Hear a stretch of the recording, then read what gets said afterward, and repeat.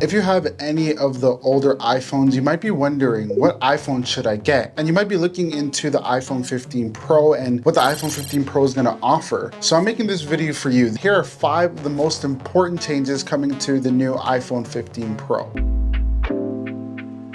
Let's start off with the design. A lot of people have recently stated that the iPhone 15 Pro lineup will come with a red version. Well, it doesn't look like that's going to happen. According to a reliable leaker, Apple is apparently not making any design changes to their lineup that includes anything red like a product red. That's unfortunate. I like the red colors. I do think it's some of the best colors that they add to their lineup, but this time around, we shouldn't really expect it. So what colors are they adding? It looks like we're gonna get a midnight, starlight, green, light yellow, and a pink version. Yeah, we're getting a pink version for anybody that recently watched Barbie. Now, with the colors out the way, Apple is apparently adding a bunch of different changes in terms of the design of the iPhone 15 Pro lineup. One of the biggest changes is that it'll be a little bit more curved. So if you have the 14 Pro, it does have squared edges. It's gonna be a little bit rounder and look a little bit better in my opinion. Also, they're saying that the Max version will have extremely thin bezels, which I'm a huge fan of. I feel like it makes the phone look more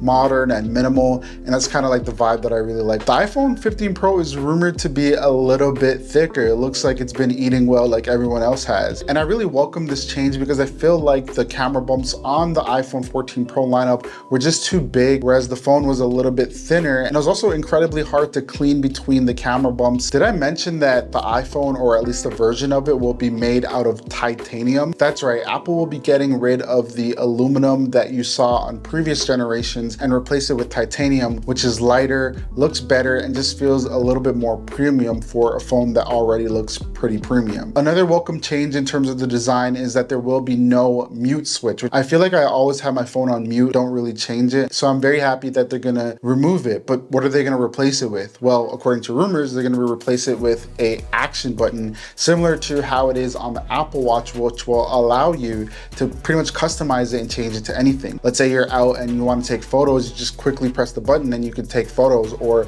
open up Instagram or any social media app. Overall though, this is not like a crazy dramatic change in terms of iPhones. It's still gonna have the same design language as any of the older iPhones. Number 2, USB-C. Staying on the topic of design, Apple's rumored to be adding USB-C to all iPhones in their new lineup. This is awesome news because it means that you can be a lot more productive with your phones, but more importantly, it means that there's gonna be no more lightning. I seriously hate using the lightning cable, and with USB-C, it means I can carry one cable around whenever I'm traveling or out and about. But apparently, they're gonna be adding a slower version that's very similar to the lightning speeds in terms of data transfer to the lower versions of the iPhone in the iPhone lineup. Number 3, the next change that is confirmed to be coming to the iPhone 15 Pro lineup is improved battery life. And this is something that I've been dying for, because on the 14 Pro, I seriously hate the battery life. The iPhone 14 Pro will have a 3,650 milliamp hour capacity, and the Pro Max will have a 4,912 max capacity. That means that we can expect longer days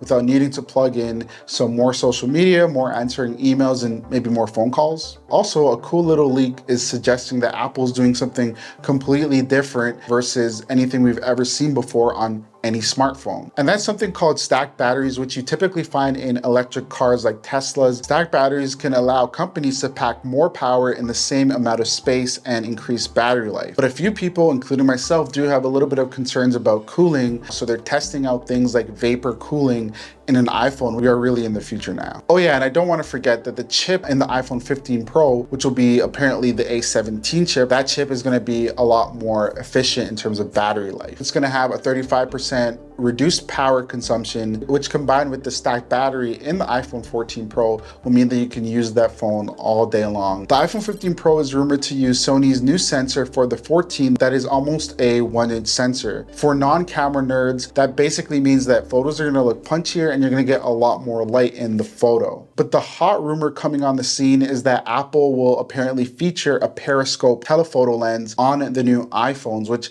is pretty cool. So basically it means that you're gonna get improved zoom functionality on the iPhones.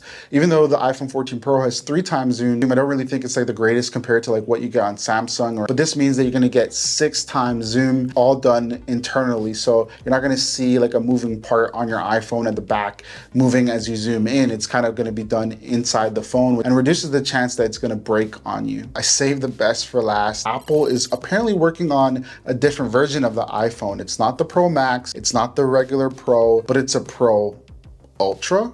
Yeah, they're gonna make an Ultra that is, I guess, similar in the lineup compared to the Apple Watch Ultra. The Ultra version will have a 6.7-inch display. The Apple's used in the Max version, but the display will be able to go up to 2,500 nits brightness, which is pretty awesome for those that work outdoors. Apparently, the Ultra will be that portless phone. So that means that if you use MagSafe or wireless charging, you don't want any cords, then you can get this version. But the iPhone 15 Ultra will also have one color that's gonna be silver. But a really cool thing, especially for photographers and people that make videos and content, is that the iPhone 15 Ultra will apparently feature an 8K camera, which means that you can record video in 8K, which is pretty crazy because this really expensive camera that I'm using on can't even record on 8K. Overall, the iPhone 15 Pro lineup will be a very interesting lineup. And if you're thinking of buying the current iPhone 14 Pro, I'd suggest you watch my latest video because I kind of talk about if you should buy it now or wait. What are you looking forward to in the iPhone 15 Pro lineup?